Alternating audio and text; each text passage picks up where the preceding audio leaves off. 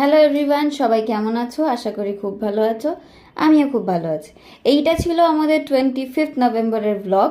সেই দিন ছিল আমাদের খুব স্পেশাল একটা দিন, আমাদের অ্যানিভার্সারি। আমরা গেছিলাম দুপুরের লাঞ্চের জন্য ভোজ আড্ডা রেস্টুরেন্ট। এটা হচ্ছে একটা বেঙ্গলি কিউজন। আমরা গেছিলাম রেস্টুরেন্টে। এটা আমি অনেক দিন ধরেই শুনছিলাম, তাই যাবো যাবো করে আর যাওয়া হয়ে ওঠেনি। তো যখন অ্যাট লাস্ট যখন আমরা গেলাম, অ্যাম্বিয়েন্স ভীষণ ভালো। আমরা দুজন মিলে অর্ডার করেছিলাম, মানে আমি, মা, বাবু আর চারজনেই গেছিলাম আর কি।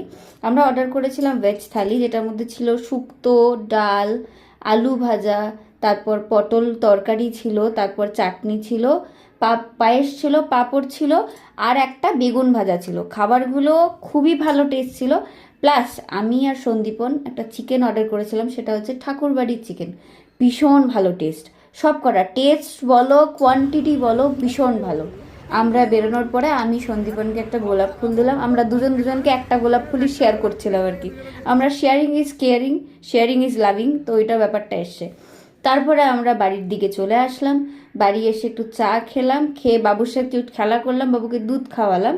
খাইয়ে ঠেলে নিয়ে আমরা রাত্রিবেলার জন্য ডিনারের জন্য বেরোলাম, যেটা হচ্ছে আমাদের খুবই ফেভারিট প্লেস।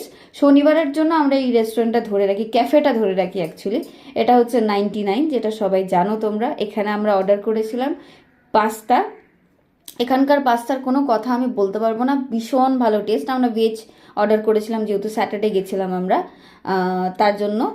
সরি, ওটা টুইসডে ছিল, স্যাটারডে নয়। তো তারপর আমরা বেরিয়ে তারপর আমরা বাড়ির দিকে ফেরার পথে আমরা একটা জায়গায় গেলাম। বিশেষ করো ছোট সময়ের মধ্যে খুব বিশাল কিছু আয়োজন না করে আমরা এইভাবেই আমরা সেলিব্রেট করতে ভালোবাসি। সবার পক্ষে বিশাল বড় বড় করে সেলিব্রেট করা সম্ভব হয় না, তো আমরা এইভাবেই সেলিব্রেট করি আর কি। তারপর সন্দীপনার গান শুনতে শুনতে আমরা বাড়ির দিকে চলে আসলাম।